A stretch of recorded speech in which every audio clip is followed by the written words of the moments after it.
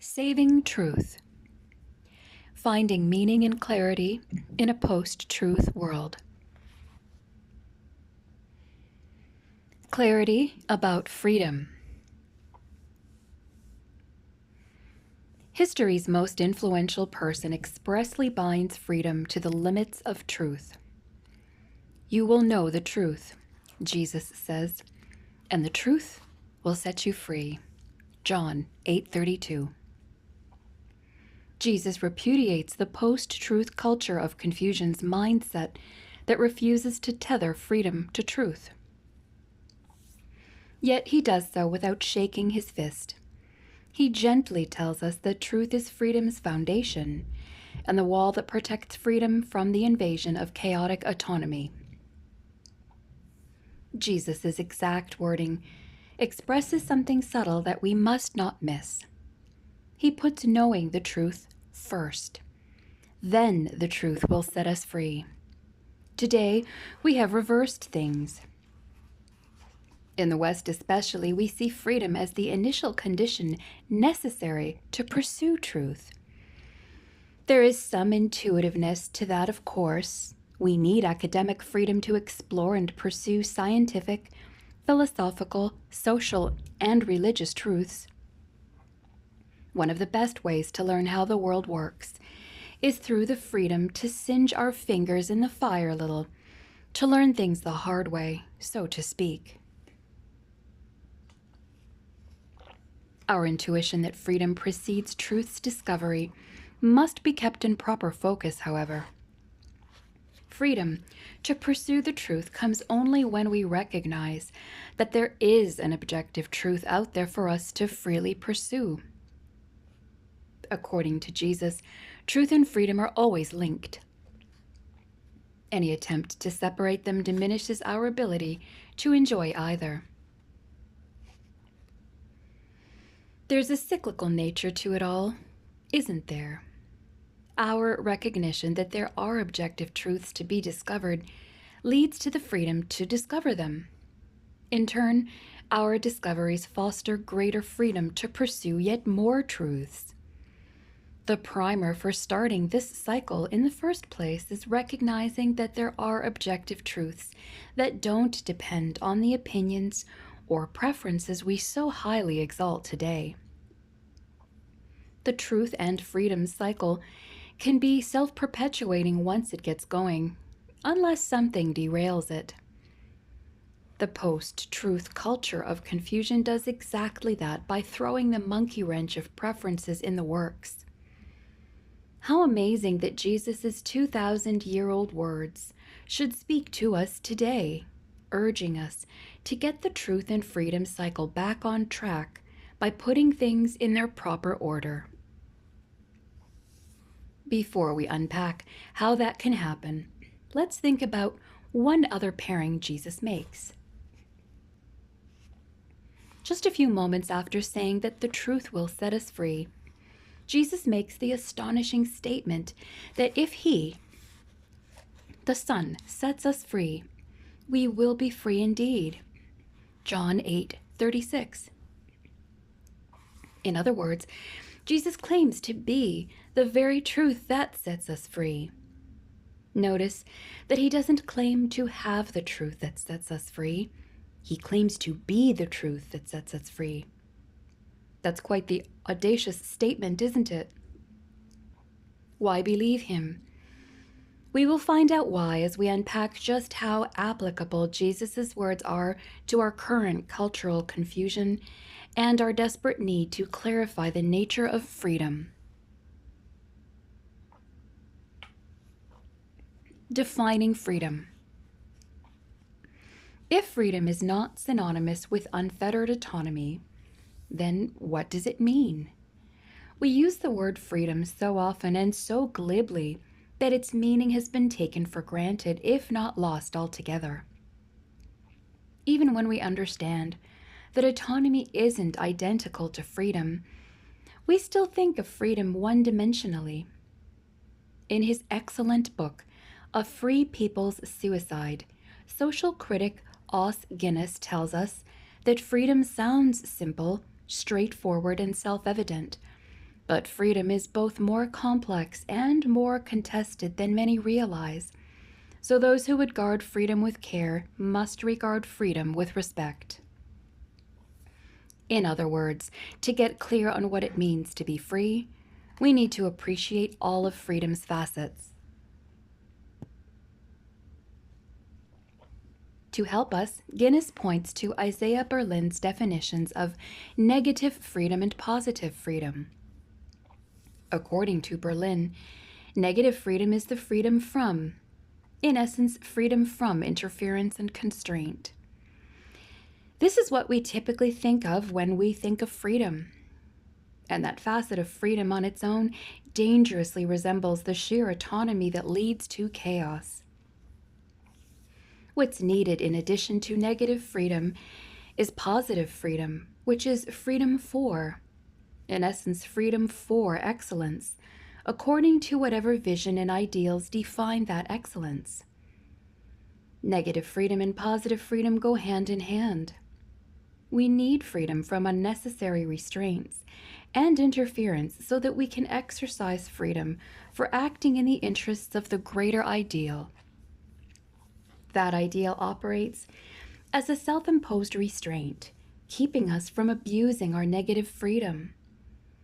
In other words, positive freedom is the ability to do not just what we want, but what we should. Objective moral truth is, therefore, critical to positive freedom and thus critical to freedom as a whole. That's why Jesus binds truth and freedom together. Today's unbalanced idolization of negative freedom crosses ideological lines, muddling the thinking of liberals and conservatives alike. Again, Os Guinness is on point. Today, both American conservatives and liberals often speak as if negative freedom were all there is. Liberals view freedom as freedom from the imposition of others, and conservatives as freedom from government encroachment.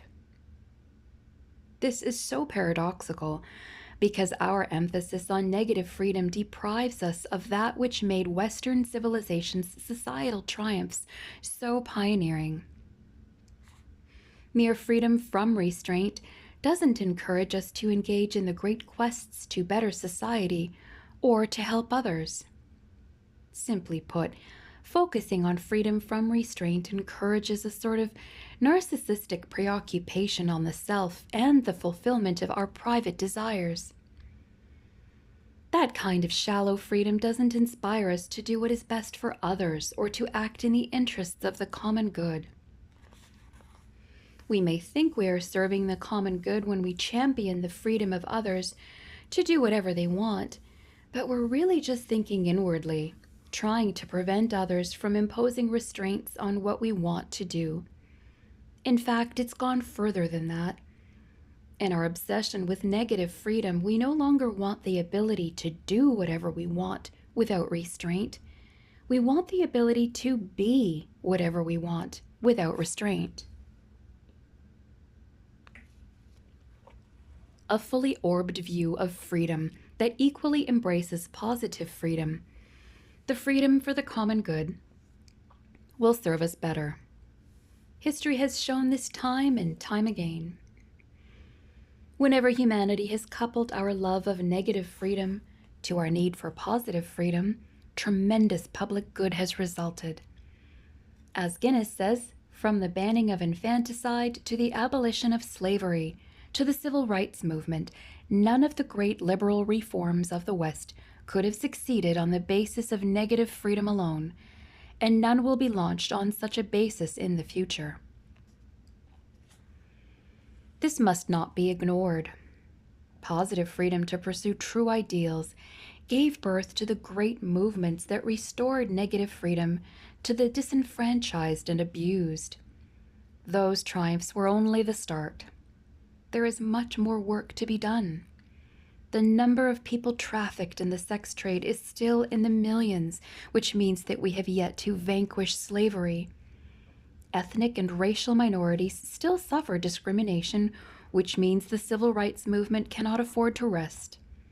and unborn and postborn babies are still snuffed out for convenience's sake, which means we still don't value every person equally. If we fail to see the importance of our freedom to do what we should, none of the triumphs of the past can endure or make much needed strides forward.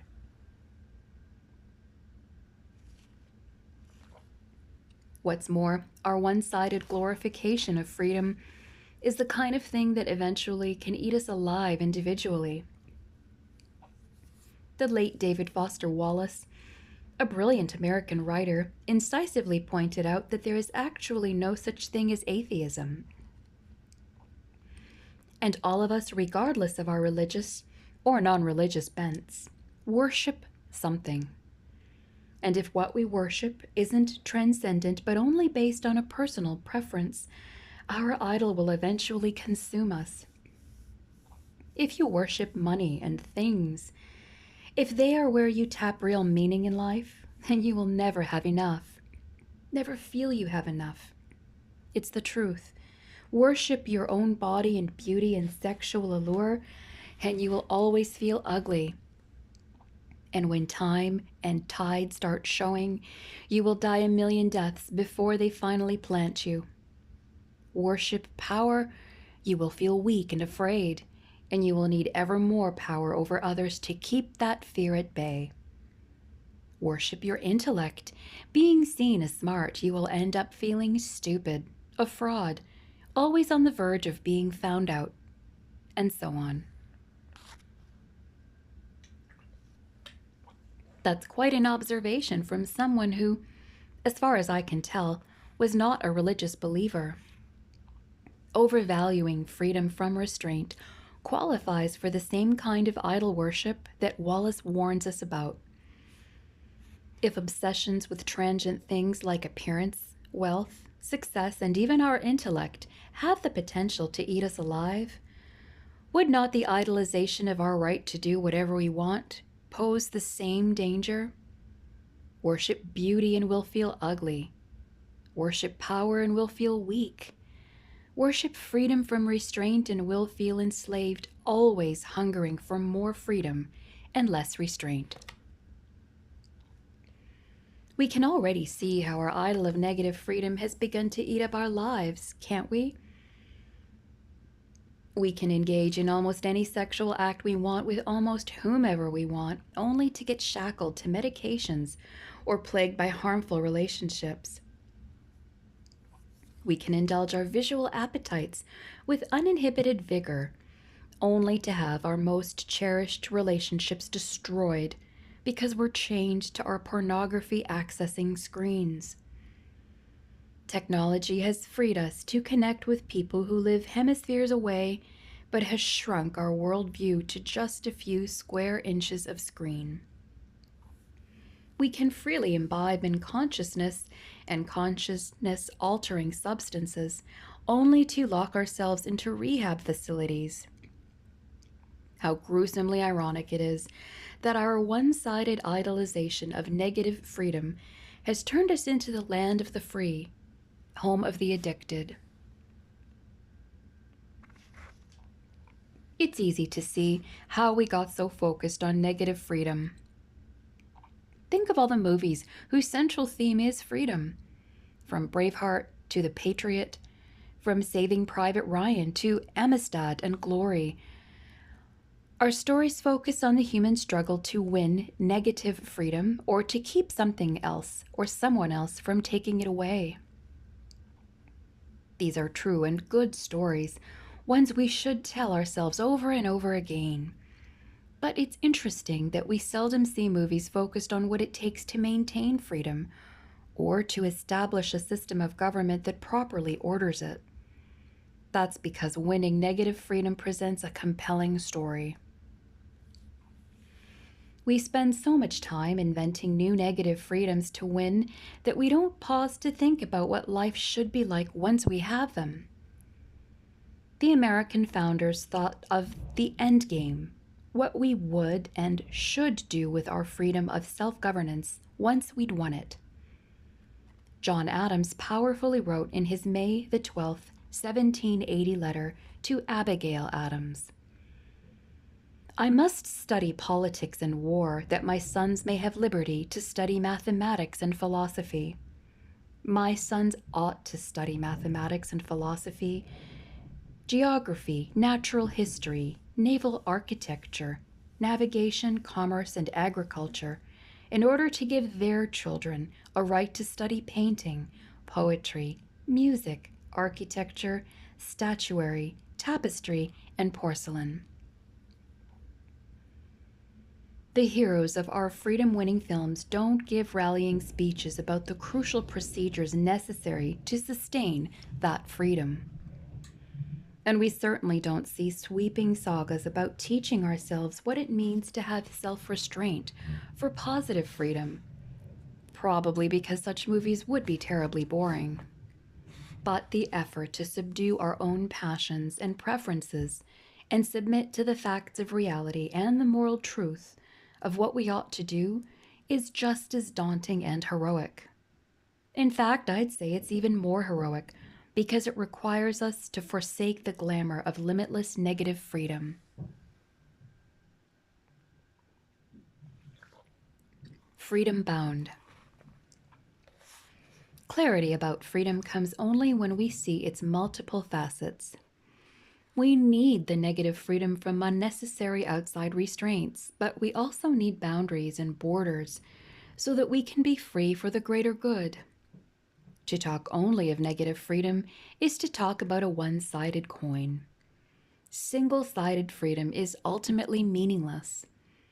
The paradox we have to wrestle with is that freedom, to be truly life-affirming, must be bound by the moral restraint to act for the benefit of others as well as ourselves. As Oskinus puts it, the only restraint that does not contradict freedom is self-restraint. This is a major reason why the Bible is viewed with increasing hostility in the West. The culture of confusion thinks that the Bible stands against human freedom with its seemingly arbitrary restraint on certain behaviors. And we tend to view restraints on our freedoms, especially seemingly arbitrary restraints, as immoral. We've come to think of freedom as if it were a virtue in and of itself. We reverentially refer to the fight for freedom. Military operations are called Operation Enduring Freedom. And we erect a building in defiance of terrorism and name it the Freedom Tower. But freedom from restraint isn't a virtue. It's a morally neutral state of being. After all, humans have freely performed tremendous acts of heroism and vile acts of atrocity. Our veterans and honored dead did not make their sacrifices simply for our freedom from restraint. That's negative freedom. They also sacrificed for our freedom for the virtuous life. That's positive freedom. We often think that it's good to be free, or freedom is the greatest good. A clearer understanding of freedom allows us to act with the sacredness of other human beings in mind, and we can only be sacred beings if our value comes from God, the source who transcends human opinion. Positive freedom is linked to the sacredness of human beings, so it must be vigilantly guarded with boundaries if it is to endure and have meaning. An illustration may help. My family enjoys the blessing of a big backyard, but that yard abuts a major road. Now, when our kids were younger, my wife and I set boundaries beyond which the kids could not go. Without those boundaries, we would have been worried that a ball might bounce into the road, and kids, being inattentive as they are, might have chased that ball into traffic. The boundaries protected not only their safety, but also their freedom. Without those boundaries, our kids wouldn't have had the freedom to enjoy the yard for its intended purpose. Boundaries apply in every area of freedom, even in the arts, where freedom of expression is often seen as totally unbound. In his inimitable way, G.K. Chesterton explains why. The moment you step into the world of facts, you step into a world of limits. You can free things from alien or accidental laws, but not from the laws of their own nature. You may, if you like, free a tiger from his bars, but do not free him from his stripes. Do not free a camel of the burden of his hump. You may be freeing him from being a camel.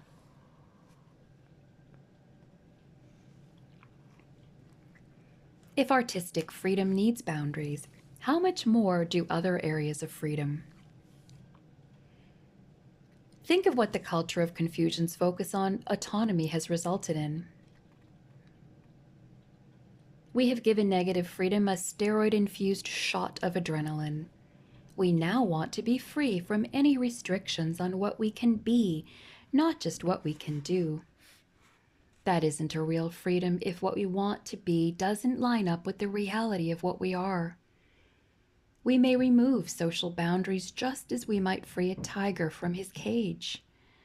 But we can no more free ourselves from our nature as humans, male or female, than we can a tiger from his stripes or a camel from his hump. If we barrel through the boundaries of what we are, we may free ourselves from what we were meant to be in the first place. The pursuit may be intoxicatingly liberating.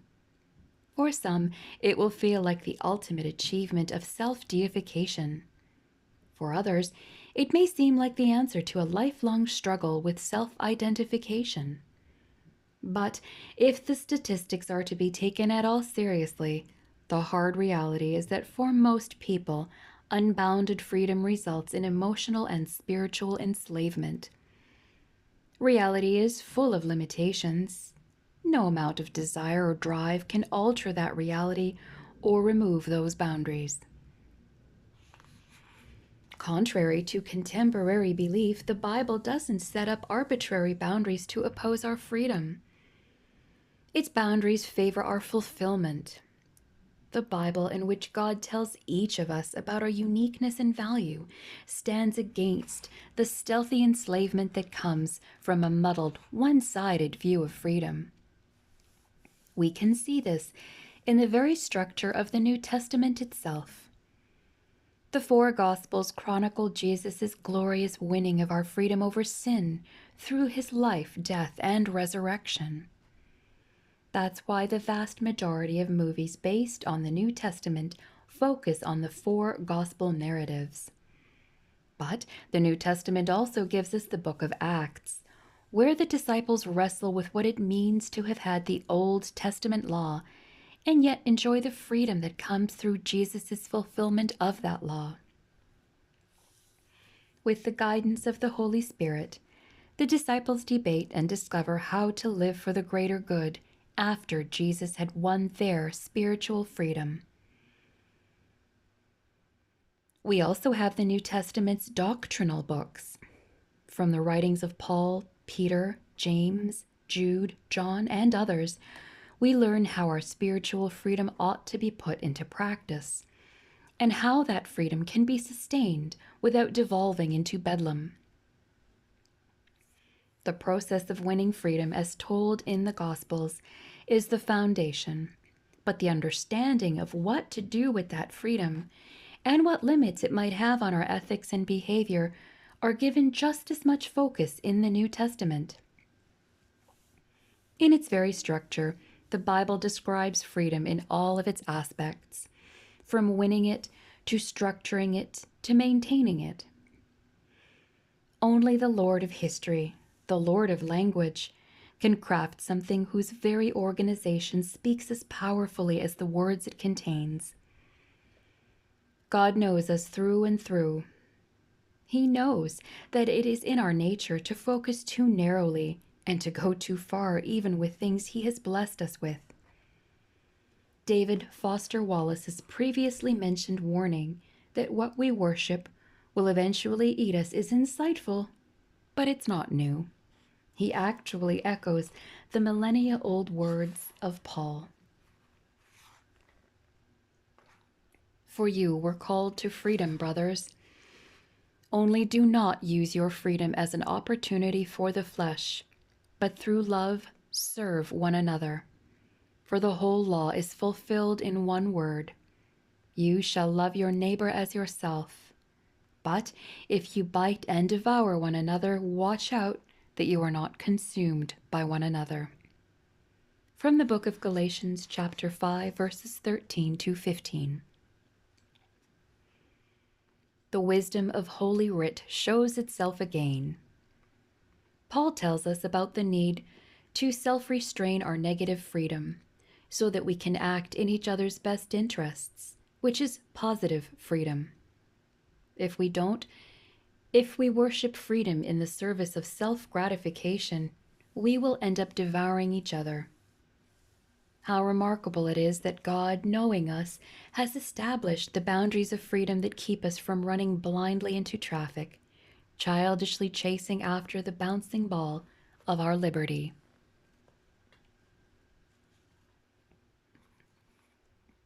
Freedom's foundation in God. Freedom becomes clear when we recognize that God is freedom's unchanging source. America's founding was a daring attempt to institute a government that acknowledged and encouraged both negative freedom and positive freedom. The Declaration of Independence tells us that every person has inalienable rights to life, liberty, and the pursuit of happiness.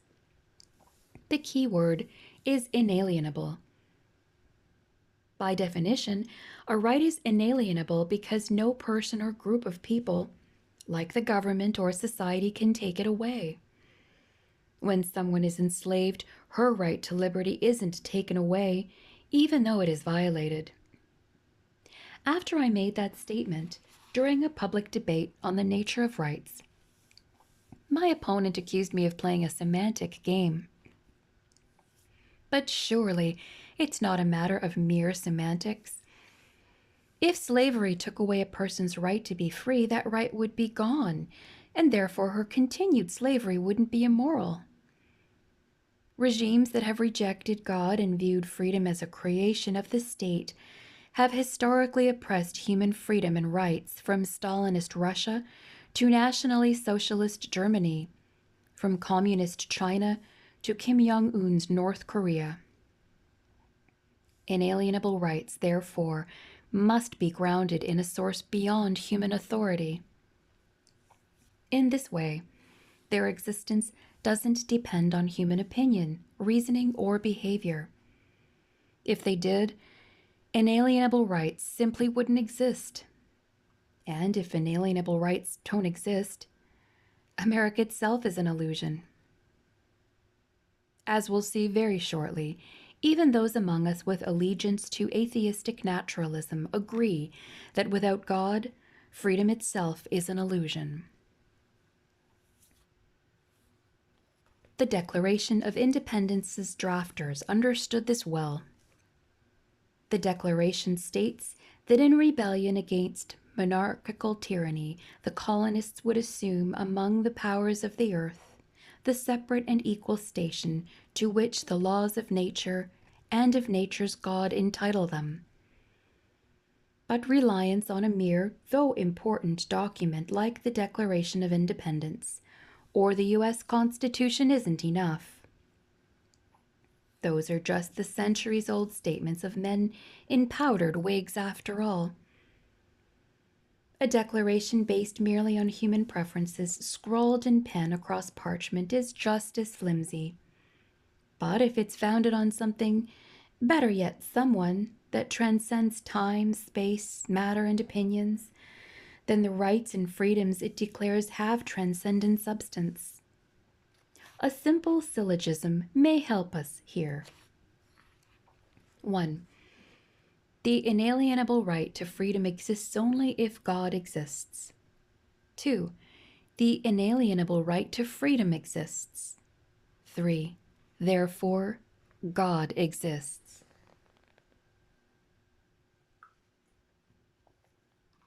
What's fascinating is that brilliant atheistic thinkers agree with the thrust of this argument. For example, the famed Canadian atheist and philosopher Kai Nielsen writes, "Pure practical reason, even with a good knowledge of the facts, will not take you to morality." While Nielsen doesn't specifically mention rights, his reflection is fitting because rights, including the right to liberty, are moral categories. As such, they exist in an objective sense only if they have their foundation in God. Now, in one sense, an atheist can agree with the declaration that we are endowed by our Creator with certain inalienable rights. If by Creator the atheist means unguided genetic mutations influenced by unguided natural selection. But with that kind of Creator, the heart of the declaration breaks down, doesn't it? We'd have to anthropomorphize evolution to have it endow us with anything. And what would evolution endow us with exactly? Inalienable rights? How do we have rights if nature is red in tooth and claw, mindless of the morality of mass extinctions, and as atheist Richard Dawkins says, is blind, pitiless, and indifferent? Indeed, fellow atheists Raymond Tallis and Thomas Nagel admit that unguided evolution can't even endow us with conscious power. How then can we give ourselves rights? Without God, the right to liberty is simply vaporous. But the problem goes even deeper if naturalism is true. If we're just complex chemical machines, then how do we actually have freedom, whether negative or positive? We don't make real choices, we just react to external stimuli based on our chemistry. That would mean we have no responsibilities, no rights, and no real freedom. A growing number of atheism's most influential voices, including that of popular author Sam Harris, acknowledge that human free will is an illusion if there is no God. If we have no free will, if our brains made us do it, quote unquote, we cannot be praised for our heroism, nor blamed for our cowardice. The implications are both fascinating and frightening. The frightening part is that studies have shown that people who believe they don't have free will are more likely to cheat on tests and lie. They are less likely to volunteer for socially responsible causes or give aid to the poor. In other words, in every regard, it seems, when we embrace determinism, we indulge our dark side. The fascinating part is that if failing to believe in free will leads us to indulging our darker sides, then perhaps we do have free will after all. Consider this. Why would we resort to less moral behaviors once we abandon belief in free will? Why would our brain chemistry suddenly revert to selfish and less socially responsible behavior if we fail to believe in moral accountability? Why don't we suddenly become more socially responsible instead of less? A naturalist might say that evolution is all about DNA propagation, which leads us to act selfishly. But that same naturalist would also argue that we are socially responsible animals because evolution has driven us to protect ourselves and ensure our survival through self-nurturing groups. Well, which is it? Might it be instead that we have a sinful nature, and that in accordance with that sinful nature, we choose to act immorally if we think that we won't be held accountable? We use our freedom to deny that free will exists, so we can absolve ourselves of our selfishness. Might it be that Jesus was right when he said that the human heart is in desperate need of redemption from outside itself? There is a balance here. Our sinful nature and our physical nature influence our behaviors, but we also choose to act in submission or rebellion to those natures based on our beliefs about the world. That much is evident in the fact that we act more or less morally depending on whether we think we have free will. Our volition is only strong enough to overcome our sinful nature and physically driven desires temporarily, however, which makes a human invented freedom so fragile. I think of a scene from the Oscar winning film Gladiator. Just before the Roman Caesar Marcus Aurelius charges his top general with the responsibility of making Rome into a republic, Aurelius explains that Rome was originally intended to be a place where freedom was the ideal. There was once a dream that was Rome, he says. You could only whisper it. Anything more than a whisper, and it would vanish. It was so fragile. Such is the fragility of our freedom in the West.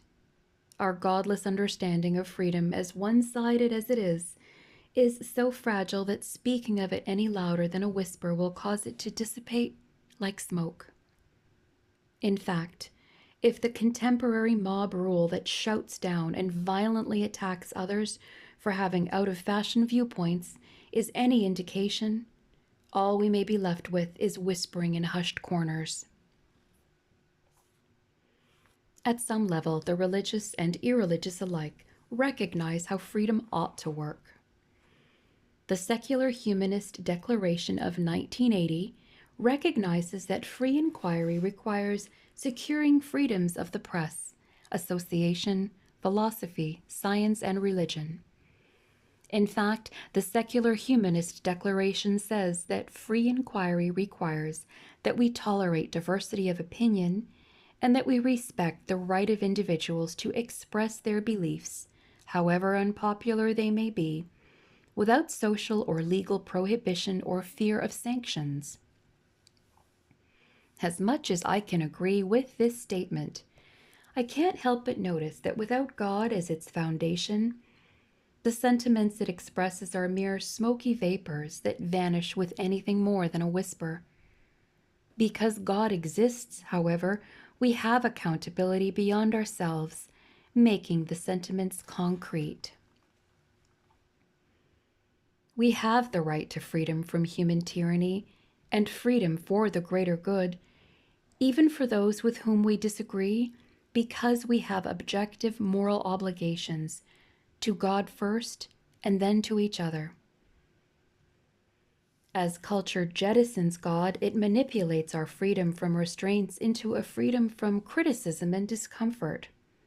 We can no longer tolerate being offended, so we have no obligation to afford freedom to someone who offends us. This has affected everyone, whether right or left, religious or secular. After being disinvited from appearing on a public radio station in Berkeley, California, because of his harsh criticisms of Islam, Richard Dawkins noted the hypocrisy of allowing him to freely criticize Christianity to thunderous applause on college campuses, only to have that freedom restricted because he had criticized a minority religion. Paul's words from Galatians that I referenced above have indeed come true in our day. We have used our freedom to bite and devour one another. Refer to Galatians chapter 5, verses 13 to 15. This is why Tom Flynn's starry-eyed optimism that we'll reach rough agreement concerning values without God's help remains nothing more than a romantic notion. The post-truth culture of confusion has even turned on the secularists who told us that man is the measure of all things. Despite our technological achievements and scientific inquiries, we have not become as reflective as Flynn would like. Too often we have figured out new, better, and more sanitized ways to degrade each other. Think of social media and cyberbullying, or to forcibly silence others because of their views. As we've become more autonomous, we've sought power to enforce our autonomy. We haven't come to Flynn's rough agreement concerning values. We've just agreed to be rough. This is not a new development. It was described 2,000 years ago in the pages of the Bible and on the lips of Jesus. Humanity, unbound by accountability to the divine, cannot be the source of fully realized freedom. But that doesn't mean there isn't a source.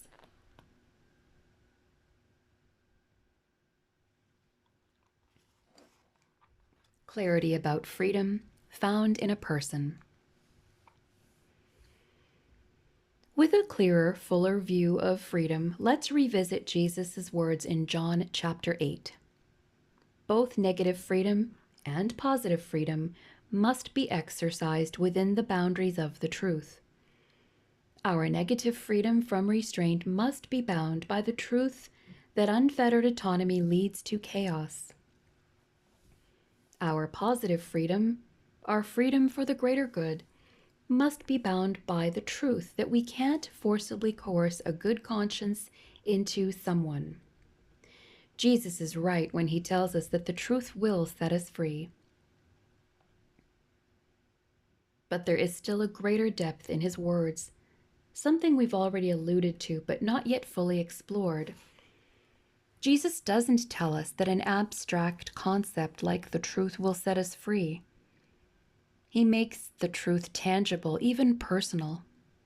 He tells us that he, the Son, will set us free.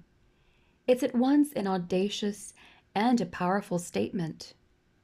Jesus' audience of Jews, children of Abraham, denies that they've ever been enslaved, so they don't need to be set free. Ignoring their failure to remember 400 years of Egyptian bondage and the current Roman occupation, Jesus launches directly into what has truly and most pervasively enslaved humanity. Truly, truly I say to you, everyone who practices sin is a slave to sin. The slave does not remain in the house forever. The Son remains forever. So if the Son sets you free, you will be free indeed. John chapter 8, verses 34 to 36. Jesus can free us from the bondage of sin because he has no sins of his own from which he needs liberation. In other words, Jesus chimed in to be the most free being in existence. Only God in the flesh, the source of all truth and freedom, can back up such a claim. And back it up he did by raising himself from the dead. While space does not permit a detailed discussion of the remarkable evidence for the historical fact of Jesus' resurrection, suffice it to say that a number of excellent books have been written on the subject. Summarizing much of that evidence at Western Michigan University, I debated the widely read atheist John Loftus on the evidence for Jesus' resurrection. Jesus' resurrection gives us the ultimate reason to trust him. The religious leaders asked him to substantiate his claims of authority. He responded by saying that after they would destroy his body, Jesus would raise it up again 3 days later, in John chapter 2, verses 18 to 19. That would be either true or false. It wouldn't be a matter of opinion. Jesus could have escaped factual scrutiny by claiming that he would rise in some esoteric way or that his message would live on. Jesus didn't have to give a specific and therefore falsifiable time frame in which he would bodily rise. But Jesus wasn't interested in playing to his hearers' preferences or fooling them into belief. He was interested in facts. And the fact is that the tomb in which he was buried was empty 3 days later because his body was no longer dead. The earliest Christian creeds, dating to just several years and possibly even just several months after the crucifixion, tell us of the eyewitness accounts of Jesus showing himself alive to hundreds of disciples. Those disciples were willing to die, or did in fact die rather than recant their claim to have encountered the risen Christ. I've often been asked why I put my trust in Jesus when so many others have claimed to have the answers to life's big questions. My answer is always the same. Jesus rose from the dead, and someone who rises from the dead has credibility. That's what makes the gospel unique among religious and non-religious messages claiming to offer us freedom. The gospel is rooted not in ideologies or ideas, but in identity, specifically Jesus' identity. He claimed to be the one who had no sin of his own, and that he could therefore pay the price wrought by our sins. That price is separation from God, who intended us to have relationship with him. We only need to accept Jesus' payment on our behalf to be free from the sins that hold us back from that true purpose. That's what it means to be free indeed. Os Guinness and others have taught us that true freedom is multifaceted. It includes negative freedom and positive freedom. We need freedom from restraint and freedom for the greater good. May I add one more facet to freedom indeed? It's the freedom from our sins and the consequences they bring. We were intended for relationship with God. That's why we human beings crave, covet, protect, and mourn the loss of relationships. We lost that relationship with God through the post-truth mentality of our first parents. Our sin separated us from that relationship, but Christ has come to restore it to us so that we can once again be what we were meant to be. And so freedom from sin is the added facet that's needed for freedom indeed. Freedom from unnecessary restraint allows us to search out life's purpose and meaning. Freedom for the greater good adds moral virtue to truth-seeking. And freedom from sin allows us to see who we really are. It's as straightforward as an equation, really, and it goes like this. Freedom from restraint plus freedom for the greater good plus freedom from sin equals freedom, indeed, to be what we were meant to be. This is the essence of true freedom, and it doesn't depend on our circumstances or what any government gives or takes away from us. Mary Poplin, a former atheist, profoundly contrasts the shallow freedom she once sought, absent God, with the profound freedom she found in Christ. In fact, looking back, she sees that the shallow freedom wasn't freedom at all. The paradox was that when I thought I was most free, responsible, and reasonable, I was least.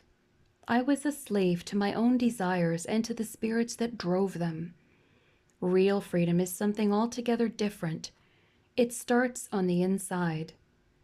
As martyrs and the persecuted have testified, we can have real freedom inside a prison wall.